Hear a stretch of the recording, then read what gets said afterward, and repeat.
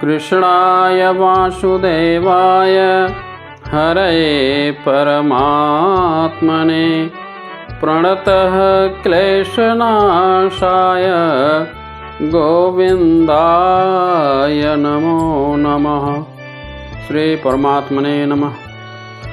हतो वा प्राप्स्यसि स्वर्गं जित्वा वा भोक्ष्यसे महीम् तस्मात् उत्तिष्ठ कौन्तेय युद्धाय कृतनिश्चयः। सुखदुःखे समे कृत्वा लाभालाभौ जयाजयौ ततो युद्धाय युज्यस्व नैवं पापमवाप्स्यसि। अर्थात श्री भगवान कह रहे हैं कि या तो तू युद्ध में मारा जाएगा, स्वर्ग को प्राप्त होगा, अथवा युद्ध में जीतकर पृथ्वी का राज्य भोगोगे। इस कारण हे अर्जुन, तुम युद्ध के लिए निश्चय करके खड़े हो जाओ। जय पराजय, लाभ हानि और सुख दुख को समान समझकर युद्ध के लिए तैयार हो जाओ। इस प्रकार युद्ध करने से तुम पाप को नहीं प्राप्त होगे। इसी अध्याय में पहले के श्लोक में था कि हम लोगों को यह भी पता नहीं है कि युद्ध में हम उनको जीतेंगे या वे हमें जीतेंगे।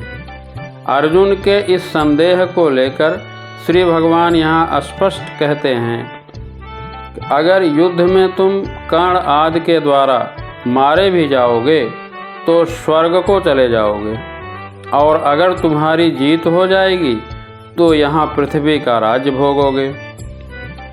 इस तरह दोनों हाथों में लड्डू है।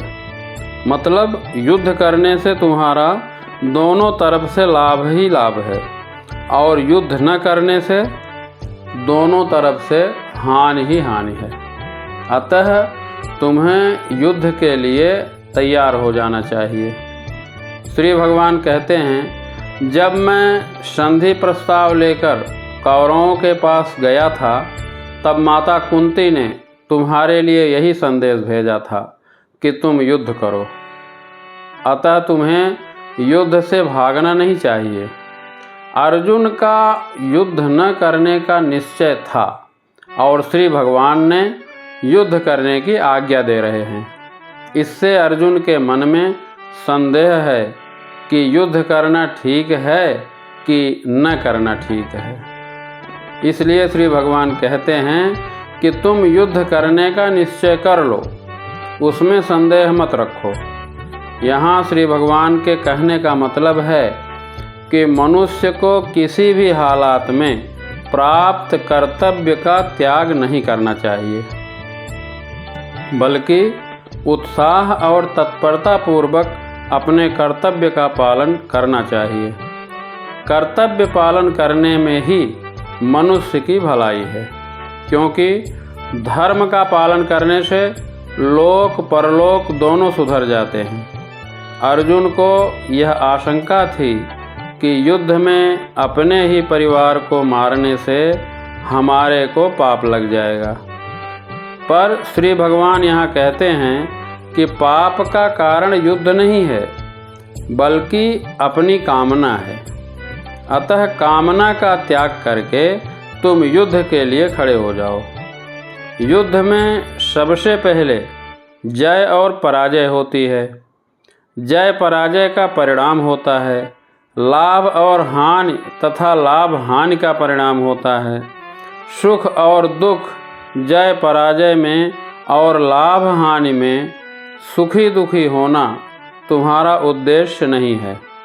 तुम्हारा उद्देश्य तो इन तीनों में सम होकर अपने कर्तव्य का पालन करना है।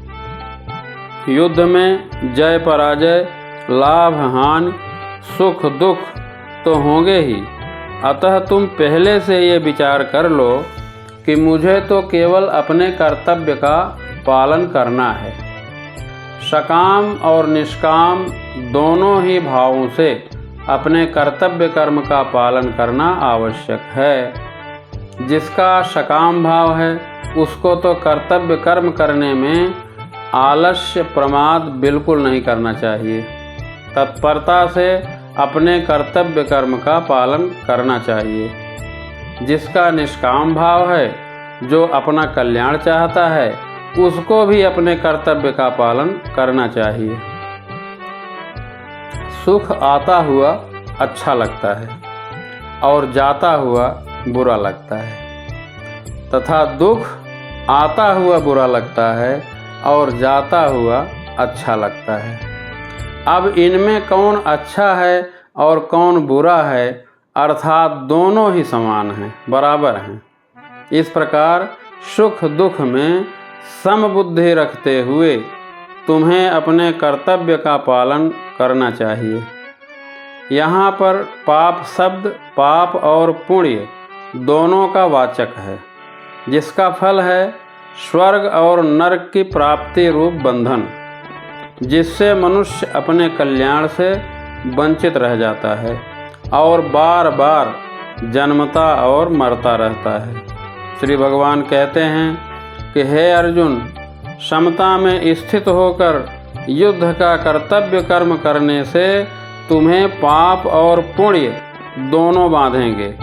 अर्जुन का यह आग्रह था कि युद्ध छोड़कर भिक्षा से निर्वाह करना ज़्यादा उचित है, तो उनको श्री भगवान ने युद्ध करने की आज्ञा दी।